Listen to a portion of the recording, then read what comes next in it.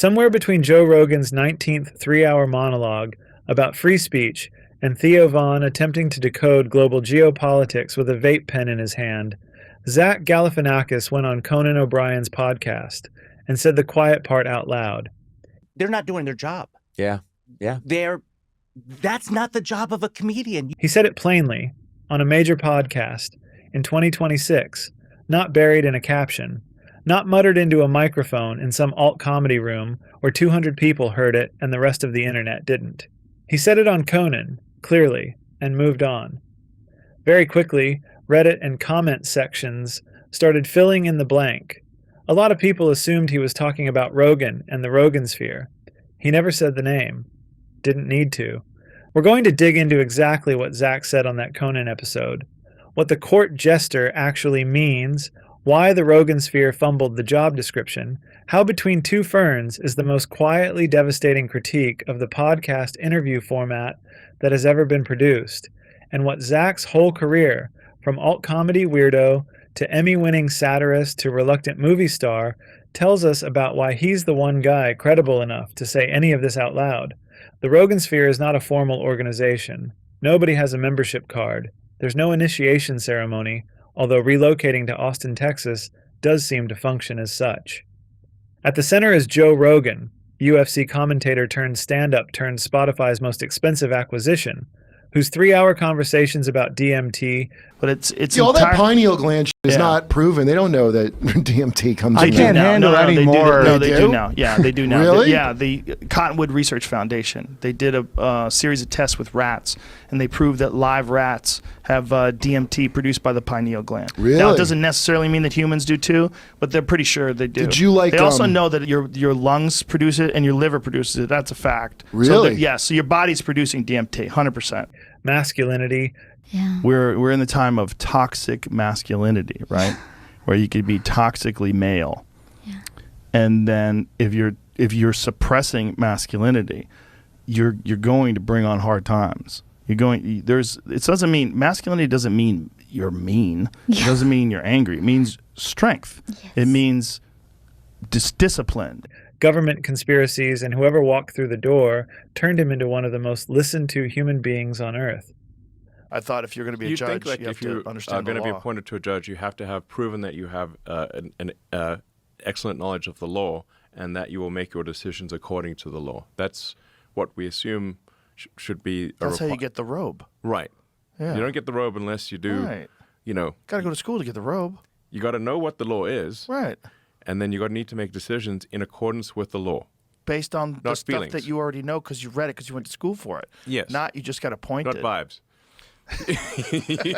You can't be just... Around him, a whole gravitational field pulled into orbit. Theo Von, who turned recovering addict sincerity into a massive platform. Andrew Schultz, who made telling the truth a personal brand and a business model. Lex Friedman, who started out interviewing MIT scientists, somehow went from that to publicly talking about flying to Moscow to interview Vladimir Putin. Aiden Ross, who exists in this world. Let's say that. The currency of this entire universe is authenticity. Long conversations, no handlers in the room, no filter, just two guys talking for 3 hours about whatever needs to be said. And then came the 2024 election cycle. Trump went on the rounds, Rogan got the 3-hour sit-down, Theo Von got him, Andrew Schultz got him, Lex Friedman got him, Aiden Ross streamed with him. The mainstream press called those appearances softball, friendly, promotional. In a lot of them, the host laughed at things that weren't jokes, nodded along at things that weren't facts, sat in the presence of the most powerful political figure in the country, and never once got close enough to make it uncomfortable. And one of the guys in North Carolina said, "Could you do me a favor? Do you know Elon Musk?" Yes. He endorsed me. By the way, he gave me the nicest endorsement, too. The tough. He said, "The country's going to fail. You should do the same thing, Joe, because you cannot be voting for Kamala." Kamala, you're not a Kamala person. I know you. I've watched you. I know him better than he is. You know what? Without speaking to you, I think I know you maybe almost as well as your wife. I have watched you for so many years. You're not a Kamala person. You're a Khabib person, but you're not a Kamala person. No. Earlier this year, Zach showed up on Conan O'Brien Needs a Friend, and the conversation found its way to Between Two Ferns, to Obama, to what a comedian is actually supposed to do in the presence of power. And Zach unloaded something he'd clearly been carrying around for a while. He talked about the comics and podcasters who had interviewed Trump near the 2024 election, the guys from his own world whose entire personal mythology is built on, "I'll say what nobody else has the guts to say." Except, it turned out, not to the guest sitting directly across from them. Well, all the podcasters that have had the president on now, they don't do their court gesture. They don't do it. They just, they suck up to it. Then he got more specific. So the comedians that are podcasters that have had Trump on, they're not doing their job. Yeah. That's not the job of a comedian. You are to challenge. Yeah. You are to make uncomfortable. You're not to sit there and fake laugh. Yep. That is not the job of the court jester. Yeah. Period. So there is a difference. Somebody yesterday was talking to me about that, about, political influence through comedy and all that stuff. He never said Joe Rogan's name, not once. By the time he got to experts and podcasters, Twitter had already filled in the caption. Zach isn't some journalist firing from the outside. He's a stand-up, a character comedian, a guy who has spent decades in the same business as the people he's describing. And his argument cuts straight to something that world has very carefully avoided examining about itself. The court jester doesn't laugh with the king. The court jester walks into the throne room, looks the most powerful person in the kingdom in the face, and makes them feel briefly, genuinely ridiculous. That's the gig. That's always been the gig. Zach watched a generation of comics with massive audiences and genuinely historic access to power laugh along at things that weren't funny, nod at things that weren't true, and choose not to disrupt the vibe. They forgot what they were. President Barack Obama. Good to be with you. In 2013, you pardoned the turkey. What do you have planned for 2014? We'll probably pardon another turkey. Was that depressing to you, seeing one turkey kind of taken out of circulation? Zach didn't just articulate this position on a podcast in 2026. He spent 15 years building the proof of concept. He won back-to-back Primetime Emmys as an executive producer on Between Two Ferns in 2014 and 2015. Between Two Ferns started as a Funny or Die internet bit, a deliberately terrible public access style talk show where Zach plays a rude, painfully self-unaware host who ambushes celebrity guests with blunt, insulting, and sometimes completely incoherent questions. And they cannot believe what is happening to them. A lot of high-fiving, a lot of smiles. That's basically the mantra of it. It's like a lot of fun, a lot of high fives. I'm listening to what you're asking me, and if you're not listening to my answers, let's just call it a day. But the mantra is just Just shut up about the mantra. Just shut up. Okay? Yeah. Okay. If you can't get the fat out of your ears and listen, then why am I here? Get the fat out of your ears. You know what? I'm not that fat. Okay? I'm not that fat.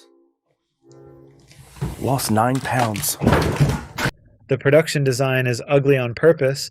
The pauses go on 4 beats too long on purpose. The whole format is engineered to strip away the protective cushion that famous people usually get from a professional interview setup. Brad Pitt sat across from him. Is it hard for you to maintain a suntan? Why? Because you live in your wife's shadow? Because I had a romantic fling with someone that was... Sorry. I had a romantic fling that was... There's my last piece. Public. Justin Bieber. Because, you know what? You're too young to be smoking and pee-peeing in buckets and driving up and down the highway fast. Jennifer Lawrence. So you played in a movie called The Hunger Games. Yeah, isn't that your life story? You shouldn't say that. That's off-putting. You should be off-putting. Because you're fat. You shouldn't eat any more pudding. Yeah. Hillary Clinton. Chelsea, your daughter, and Ivanka Trump, Trump's daughter, are friends. Does Ivanka ever call Chelsea to talk about boys that might have crushes on her, like her dad. I don't think so. And in 2014, Barack Obama, sitting president of the United States. What is it like to be the last black president? What's it like for this to be the last time you ever talked to a president? It must kind of stink, though, that you can't run, 3 times. If I ran a third time, it'd be sort of like doing a third Hangover movie. Didn't really work out very well, did it? The White House needed to reach younger Americans about healthcare.gov enrollment, and they called Zach Galifianakis to do it. What they got was a sitting head of state being interrupted, condescended to, corrected by someone clearly reading from a note card, and asked whether he would post his birth certificate on the birth certificate website. Well, not to bring up the birth certificate thing, but you really never did really produce your real Where's your birth certificate? Why don't you show it to us right now? I don't want to show anybody my birth certificate because it's embarrassing. What's embarrassing about it? My weight on it, it says that I was born 7 pounds, 800 ounces. The White House got their enrollment numbers. Obama looked human and game. Zach won an Emmy as producer. Obama was never once allowed to just hold court. No 3 hours of uninterrupted philosophy. No nodding host. No sympathetic laughter at anything. He got 6 minutes of Zach Galifianakis, treating him like a mildly disappointing guest on a community access channel from 1989. When Zach had a president on camera, he made the president the butt of the joke. When the Rogansphere had a president on, they made themselves the butt of the joke by not making any. Zach walked away with an Emmy. The Rogansphere walked away with a podcast bump. He came up through alt comedy, weird rooms, weirder characters, built his early reputation doing deliberately awkward, off-kilter material that left audiences unsure whether they were supposed to laugh, which was exactly where he wanted them. He showed up in Reno 911, did Tim and Eric Awesome Show, made indie films before anyone had any idea who he was. Then The Hangover came out in 2009, and he became one of the most recognizable faces in American comedy, almost overnight.